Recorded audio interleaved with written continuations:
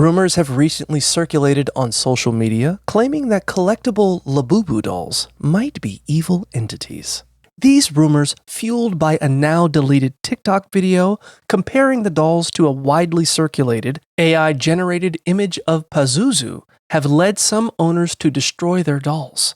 Although unverified, some Labubu owners have reported strange occurrences, such as the dolls moving on their own or experiencing anxiety.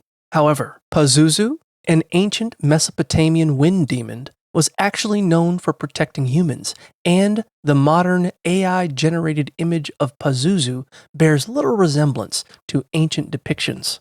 So, while some online users have attempted to connect them to the Mesopotamian demon Pazuzu, there's nothing to suggest they're actually linked. Overall, there's no evidence that Labubu dolls are cursed, haunted, or connected to demonic lore.